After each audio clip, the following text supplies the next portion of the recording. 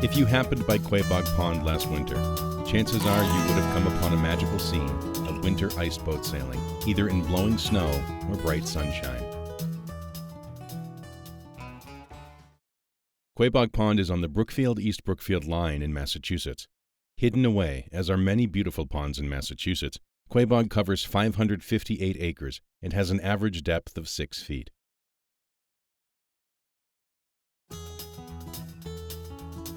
During the warmer months, it is frequented by local fishermen, boaters, and other recreational water enthusiasts.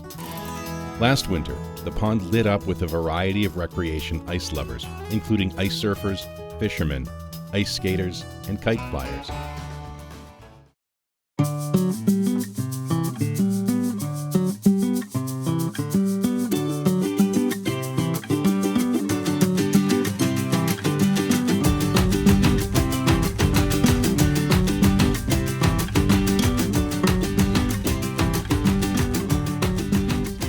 But the stars for several weekends were the ice boaters.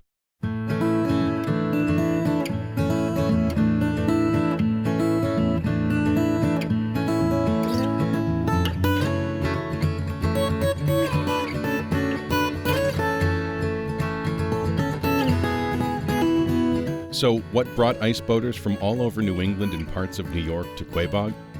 Quebec is a great little destination right off of the interstate. It, throughout the years, has been a place that many of us congregate because it is relatively shallow and does freeze. It's in that zone where there's not too much snow and there is cold.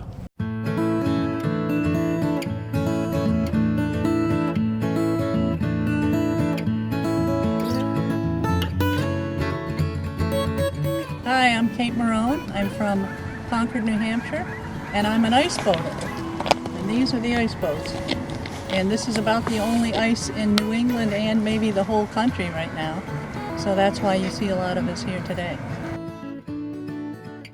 When I was a kid, I would sail a little bit with my dad. Then I went off to college, got married, had kids, and then 20 plus years later, my father said, "I'm done with the ice boat, you want it?" So I brought it to New Hampshire, and I started sailing, and I haven't stopped.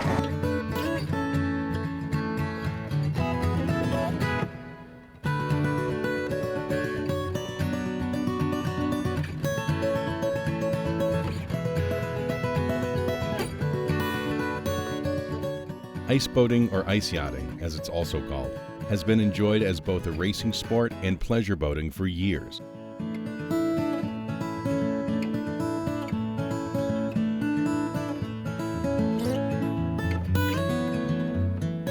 When you look at ice boating, it has this wonderful, rich history.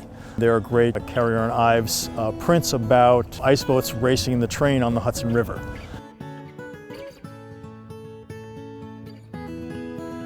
FDR had an ice boat.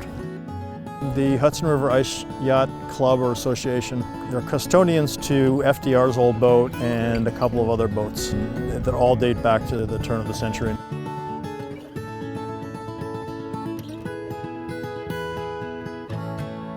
Today, the interest in ice boating continues.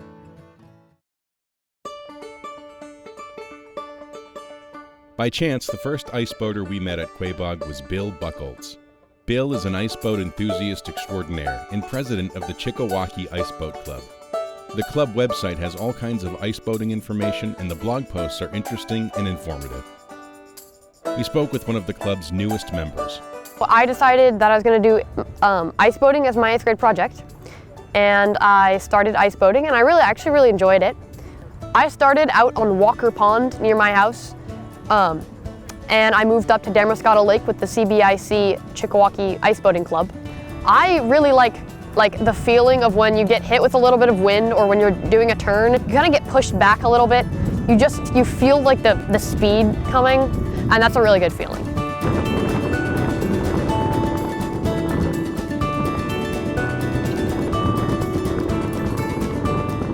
Members of the Chickawaukee Ice Boat Club and others were in attendance at the New England Ice Boat Association's annual meeting and swap meet this fall. My name's Karen Binder, and I'm the secretary for the New England Ice Yacht Association. The New England Ice Yacht Association is the organizing force behind DN racing and cruising, ice boating, sailing in New England. So we announce where there is saleable ice, we host the regattas, we host safety clinics. Karen sailed on Quebec Pond several times last winter. It's close by for a lot of the people who live in Rhode Island. We don't have to travel as far as New Hampshire or Maine. It's a little higher elevation, so it freezes quickly, and it also isn't a very deep pond, so it helps the ice freeze and maintain a good solid surface.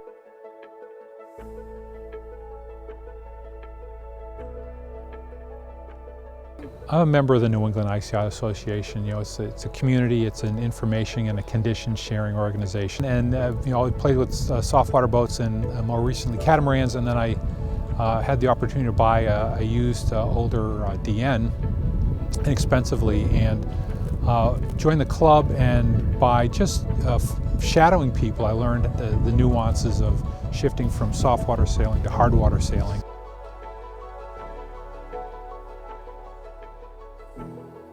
Quebec in the big picture isn't that big, but like a mile around or something like that. But that's plenty for us, you know. And one of the guys did, I think he said he did 100 miles in one day.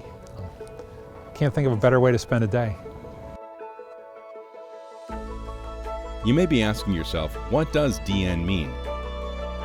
So there are many different types of ice boats. I have the class called a DN, which is the most popular class of ice boats.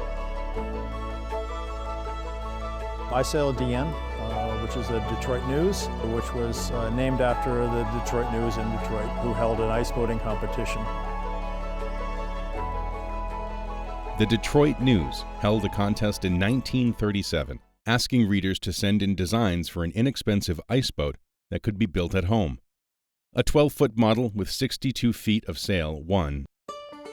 This is what's called a DN.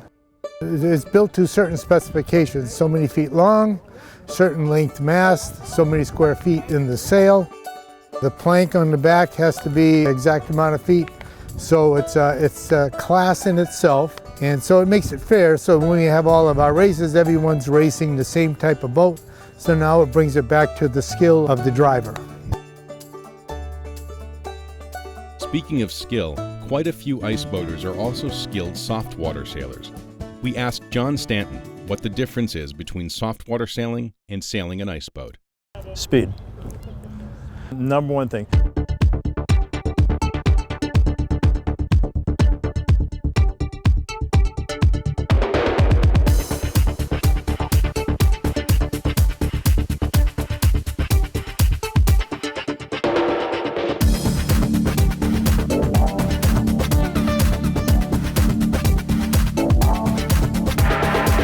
Ice boats can go upwards of 70 miles per hour due to the design of the boat, and ice offers virtually no resistance, as does unfrozen water.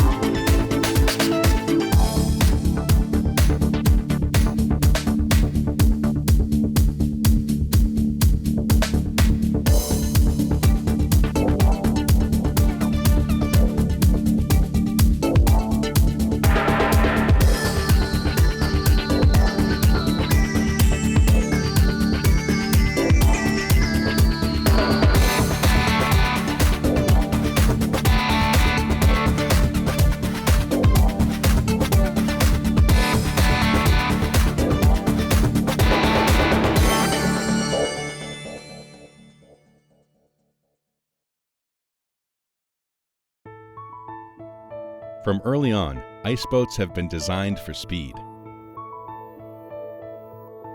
The ice yacht class, designed to carry 350 square feet of canvas, is one which has been coming into great favor of recent years. It is a racing boat, pure and simple.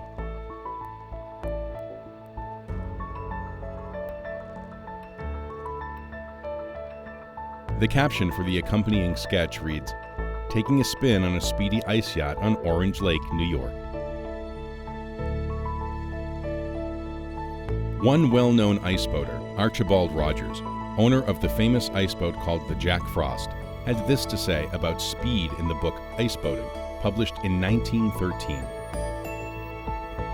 "I also once sailed a race with Jack Frost, against Hayes, when for 6 miles we attained a speed of 84 miles per hour. But this was with a quartering gale. However, there is no question as to the speed of an ice yacht. Neither is there any doubt that they can travel faster than the wind." Jack Frost and the Rocket, which is the Shrewsbury Iceboat Club in New Jersey's boat, they're museum pieces, but the most wonderful part is they actually sail them. When the Jack Frost and the Rocket were out, I did have the, I'm going to say, a privilege of sailing next to them. And so it is today. Iceboats are wonderful for pleasure cruising, but they are designed to go fast. And so it follows that racing is a sport enjoyed by many iceboat enthusiasts.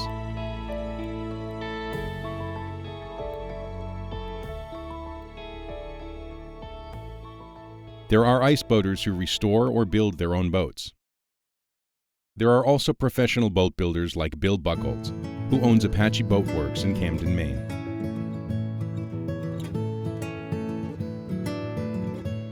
You can see by the images of Bill's work that it is a highly skilled craft.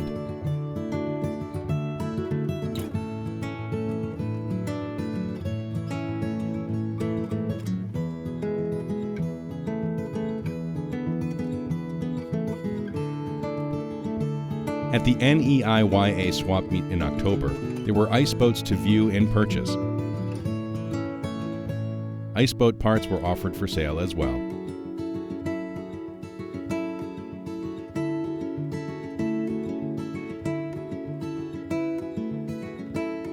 For those who enjoy model building, there are iceboat models to be found for the skilled model builder.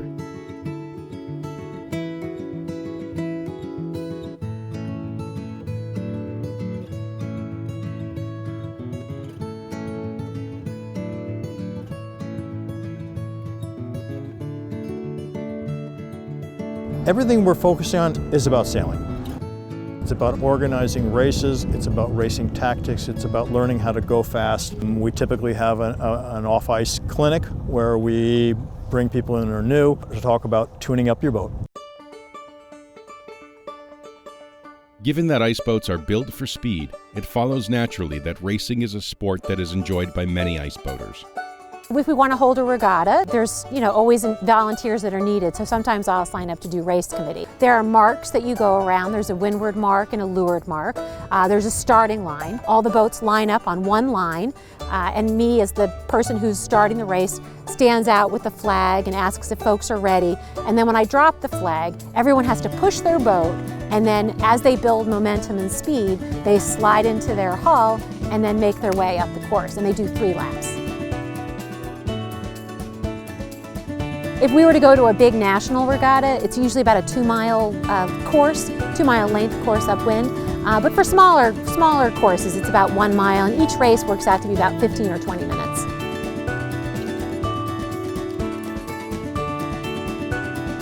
What are considered good conditions for iceboating?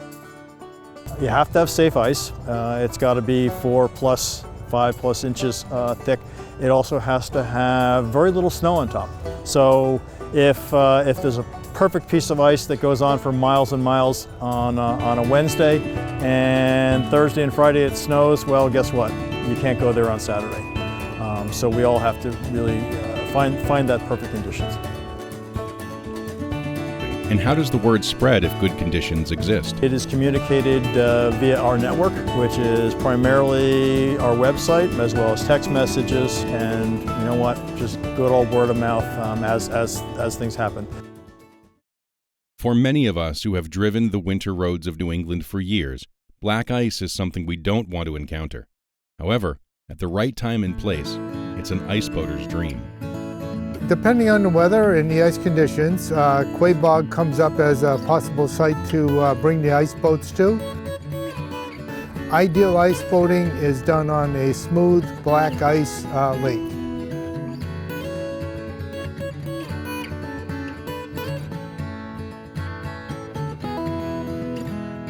People wish black ice, you know, and and once in a while you get that. Like the first time I was out, it was perfect ice, and you never know when it's going to hit. It's like getting the lottery.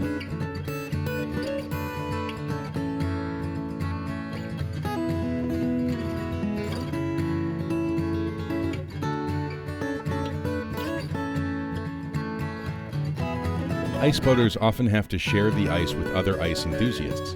This could be challenging on a small pond like Quebec, but it did not seem to be a problem last winter. Iceboat sailors and others appeared to enjoy the wonderful ice conditions harmoniously. It was fascinating to watch.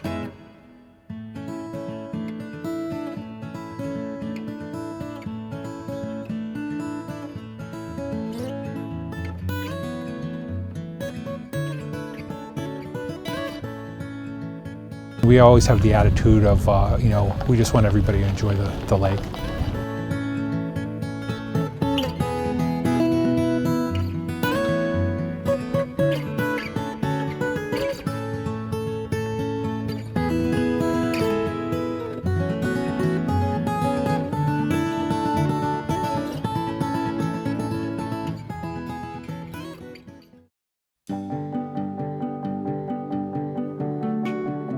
As a spectator, watching iceboats gliding by is not only entertaining, but it has a whimsical aspect to it. This seems to have been the case in the past as well.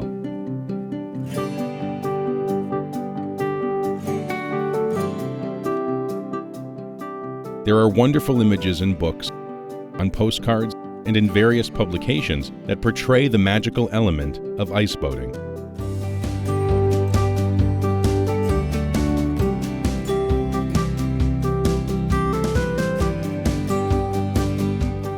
In the classic tale, Hans Brinker, set in Holland, where historically iceboats were a common means of transportation, there's a wonderful image of an iceboat and a story to go with it.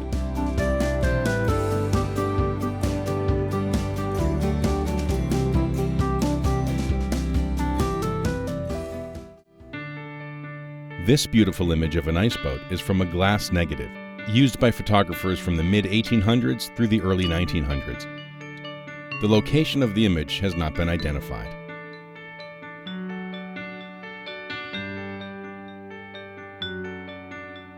Being with friends goes way back as an important part of iceboating heritage.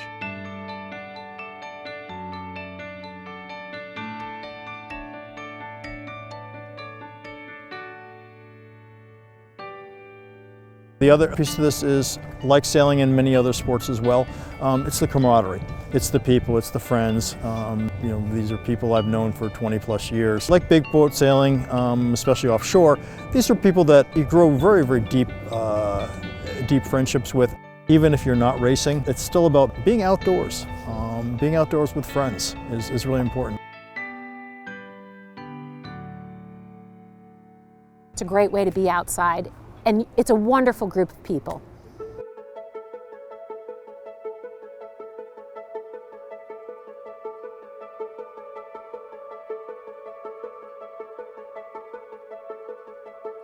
Love being outdoors, love the camaraderie of the guys. And often I've seen eagles out. I have a picture of one in the middle of Quebec.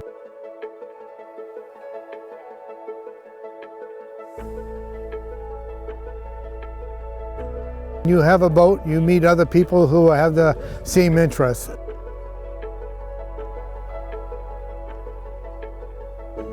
A great day of ice boating is 25 degrees, 15-mile-an-hour wind in the middle of a lake. So if you're not with your friends, it can be not such a great day.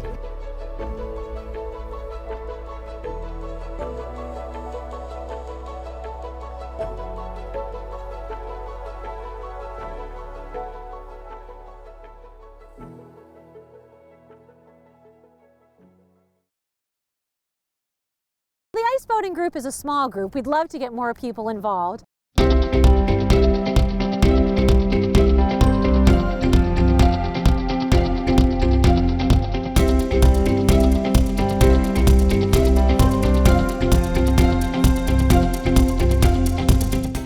It can be like the adrenaline of downhill skiing.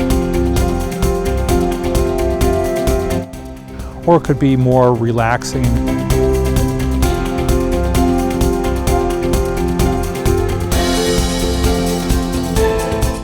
Anyone who is a sailor owes it to themselves to try it out once. People will get in there, they'll take a ride, they'll love the speed, it'll either scare them or they will be intrigued and want to continue to go at it.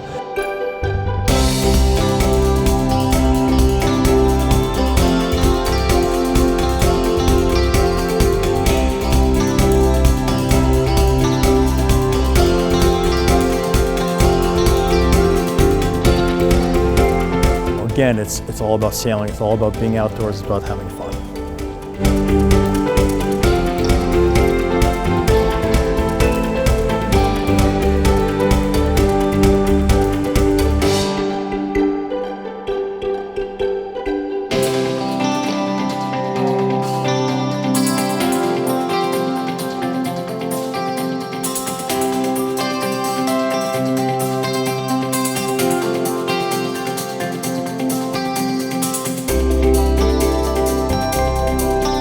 NEIYA.org is the organization. You go on their website and check it out. If you see something interesting, buy an ice boat and we'll see you on the ice.